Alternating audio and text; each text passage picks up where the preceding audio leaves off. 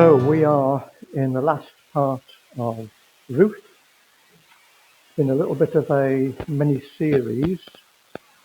And the last time I spoke on Ruth, we ended on a little bit of a cliffhanger. Boaz and Ruth have found love, but will they find marriage? And that is how it ends at the end of chapter 3. So let's have a brief recap. Just to remind you what's been going on with Ruth, we've been following the story of Naomi and her family. They leave Bethlehem, their hometown, due to famine, and they decide to sell off their property, take all their possessions with them, and they move to the neighboring country of Moab, hoping to build a new life. Both her sons marry local women, and all seemed to be going well until suddenly disaster strikes. Firstly, Naomi's husband dies, and then both sons also die. The three women are left totally destitute, no government handouts in those days, no means of support. They have no hope and no future. Naomi then hears that there is food back home in Bethlehem, and she decides to return. She thinks the best option for the two widows, the two young girls, is to stay where they are, to find a new life for themselves, find new husbands in Moab. And one of them does that, but the other one refuses. This is Ruth. Because she's come to love Naomi and she's come to follow the Lord rather than the gods of her home. And she's determined to stay with Naomi at all costs and to look after her. Indeed, that reputation that she has, this kind of selflessness, follows her in the rest of the story. The story of Ruth is all about love and commitment and grace. So after having been 10 years in Moab, Naomi makes the long journey back to Bethlehem along with Ruth. A difficult and dangerous journey, but they make it. They get back home, but Naomi is now so depressed that she renames herself from Naomi, meaning pleasant, to Mara, meaning bitter. This is what she says in Ruth chapter 1. The two of them went on till they came to Bethlehem. When they came to Bethlehem, the whole town was stirred because of them. And the women said, "Is this Naomi?" She said to them, "Do not call me Naomi, call me Mara, for the Almighty has dealt very bitterly with me. I went away full, and the Lord has brought me back empty. Why call me Naomi when the Lord has testified against me?" So that's where she's at. But meanwhile, Ruth is determined to make a life for them, and she goes gleaning in the fields, following the reapers during the harvest time as they gather in the crop, and hope to get enough grain to feed both of them. It so happens that by chance she picks the field that belongs to Boaz, and he takes note of her, and she ensures that she receives extra grain. Naomi is very surprised by the amount of grain that she brings back, and she finds out where she's been gleaning, and she starts to see a glimmer of hope because Boaz is a relative of hers, and he is well off, and he is unmarried. So she starts to hatch a plan. It's the end of the harvest now, and Boaz and the workers will be staying overnight at the threshing floor where they thresh out all the grain and then camp out overnight after having a meal together.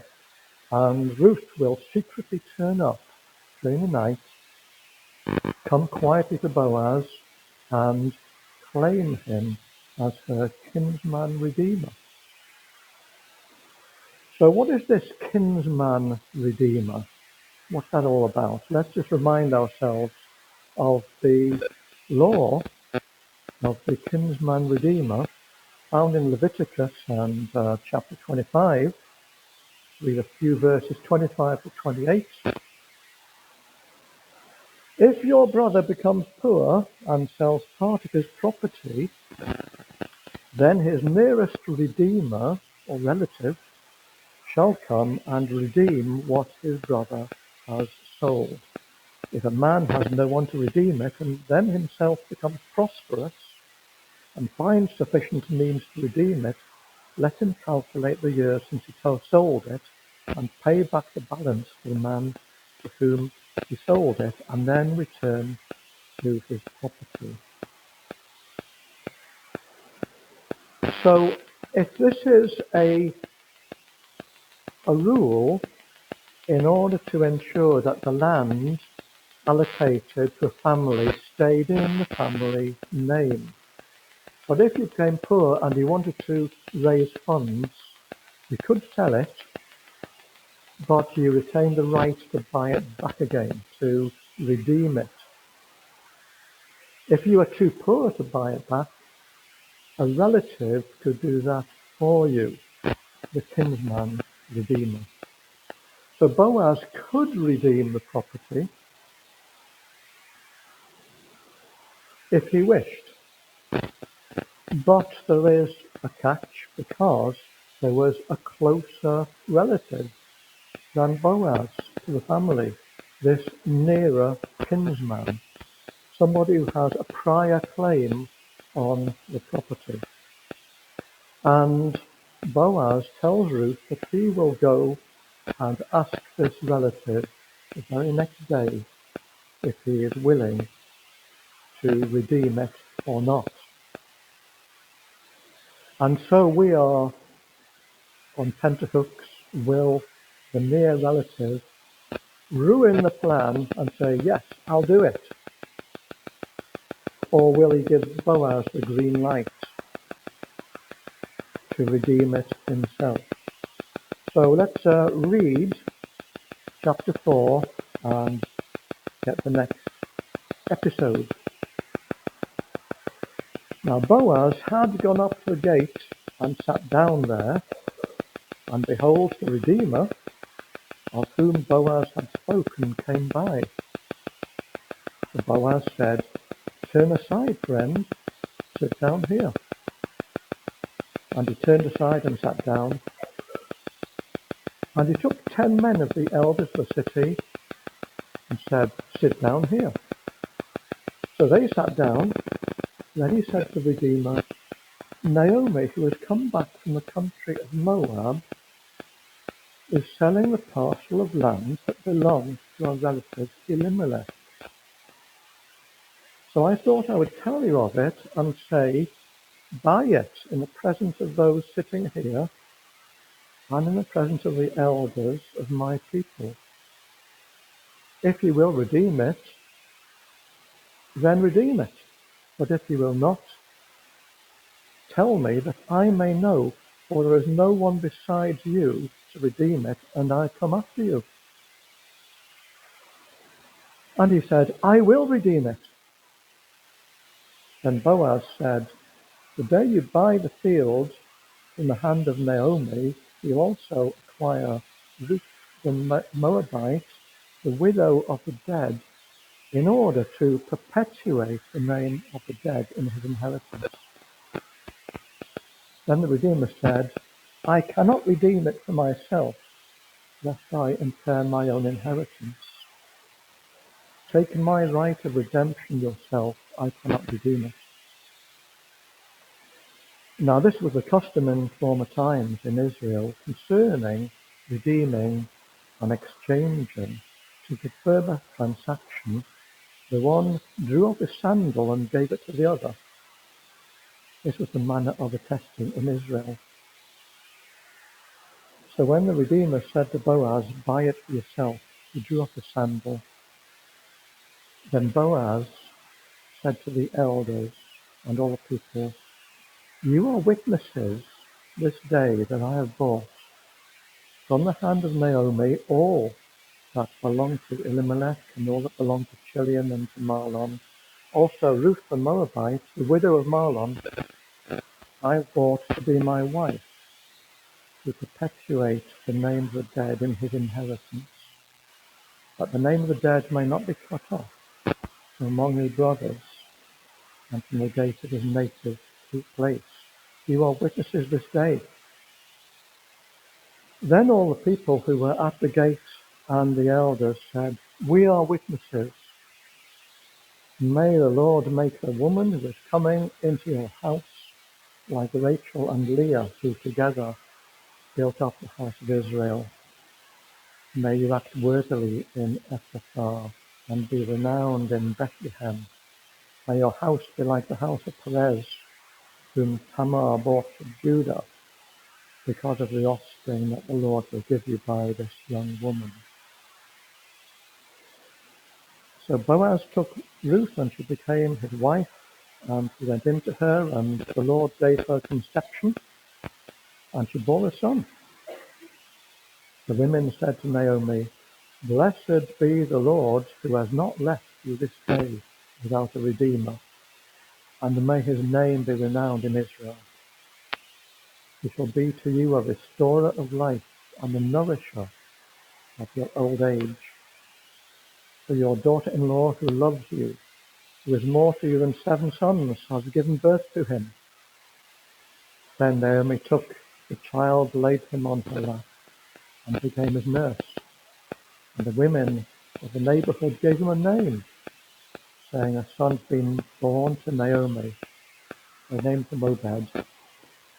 He was the father of Jesse, the father of David. And at the end we have the genealogy of David listed.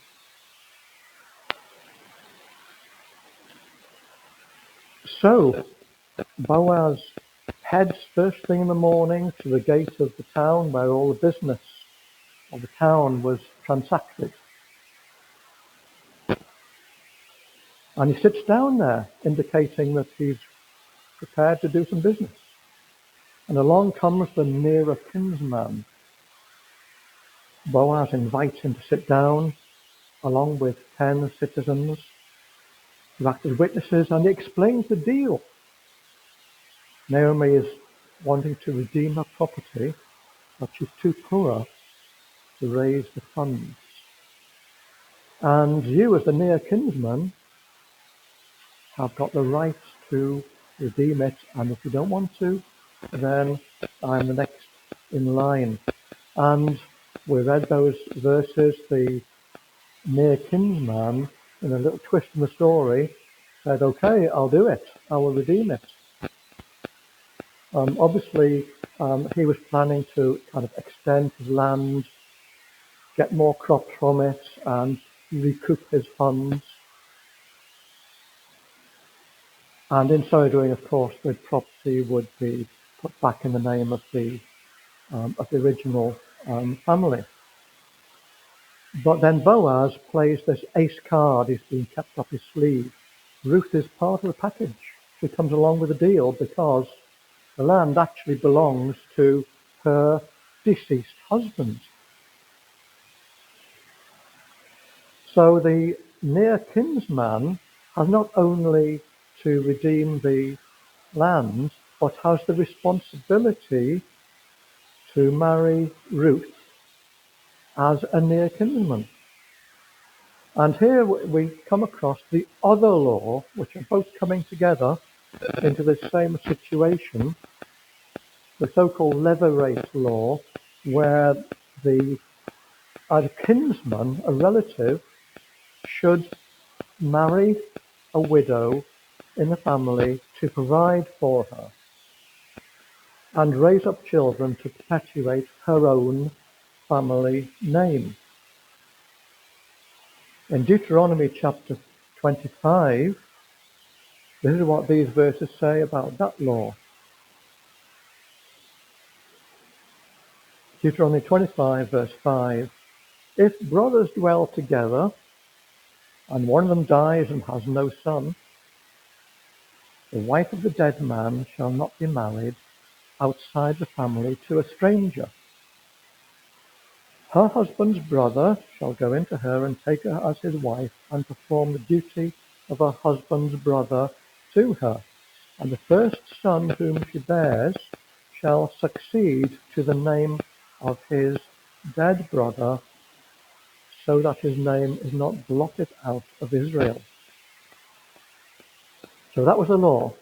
That was the responsibility of a relative. Otherwise, the widows would not be catered for. They'd be destitute. The near relative, at this point, he backs out. He totally changes his mind.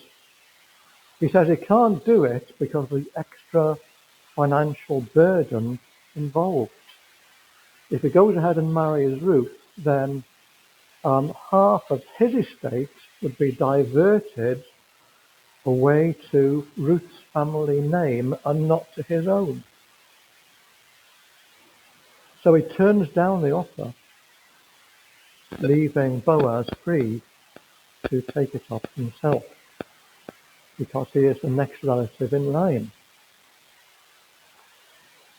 This deal is ratified in front of the witnesses by this means of drawing up off the sandal and passing it along, a bit like us shaking hands on a deal. And the deal is done. The property is redeemed. There's a happy ending. Boaz and Ruth get married. All the loose ends are tied up. And the property is back with Naomi's original family. And Naomi herself is, of course, looked after as well. And in due course, Ruth gives birth to a baby boy. So the family name is perpetuated, and Naomi becomes a proud grandmother. Now, you could think, well, that's where the story ends, but it doesn't. And if you just kind of skip over the genealogy verses at the end, you could miss something a little bit significant, in fact, very significant. Baby Obed becomes the father of somebody called Jesse. Jesse becomes the father of David. David becomes king of Israel. And not only that, but he is the ancestor of Jesus. Matthew details this genealogy for us as well. Chapter 1, verse 5 is what he says. Salmon, the father of Boaz, by Rahab. And by the way, Boaz's grandmother was a Gentile called Rahab. That's an interesting story all by itself. And Obed, the father of Jesse, Jesse the father of David the king. And there's a whole more further list of so-and-so beget so-and-so until we get to verse 16. Eleazar, the father of Matan, Matan, the father of Jacob, Jacob, the father of Joseph, the husband of Mary, of whom Jesus was born, who is called Christ. So there we have Boaz and Ruth are in the line of Christ. What a great privilege for them.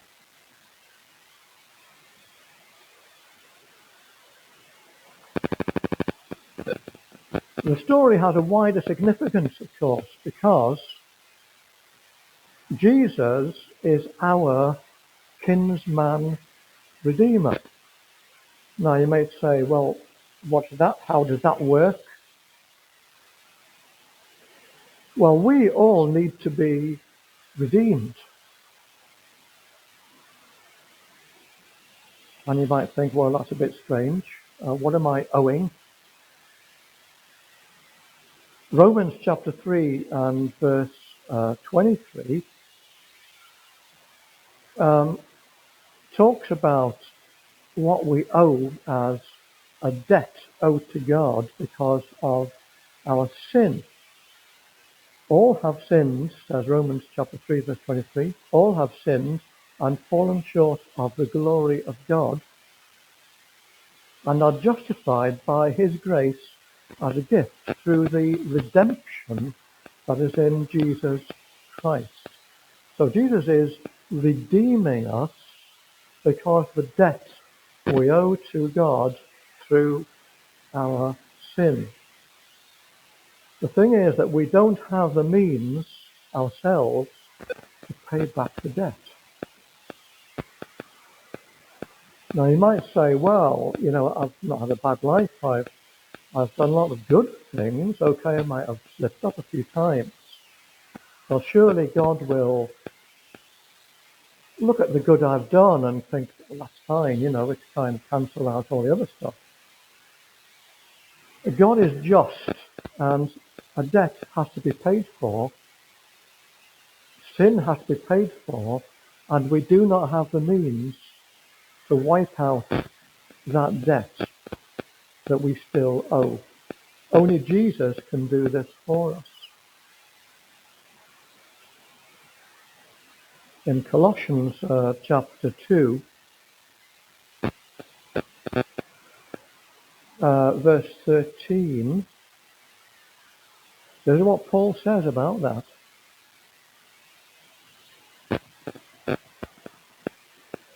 And you who were dead in your trespasses, in your sins, God made alive together with him, with Jesus, having forgiven all our trespasses by cancelling the record of debt that stood against us with its legal demands. This he set aside, nailing it to the cross. So our debt is cancelled out because of what Jesus did on the cross, because he has paid.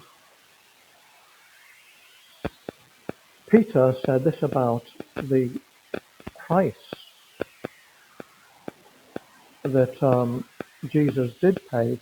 Boaz, when he was redeeming the property, he was able to pay out of his own means, out of the financial resources that he had. But Jesus paid it with his very life. In 1 Peter chapter 1, verse 18, he says, knowing that you were ransomed, redeemed, from the futile ways inherited from your forefathers, due to this principal sin which is in all of us, not with perishable things such as silver or gold, but with the precious blood of Christ, like that of a lamb without blemish or spot.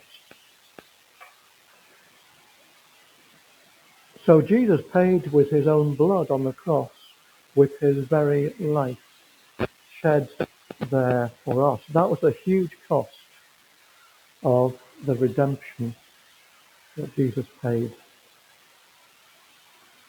Ruth went to Boaz to ask for redemption.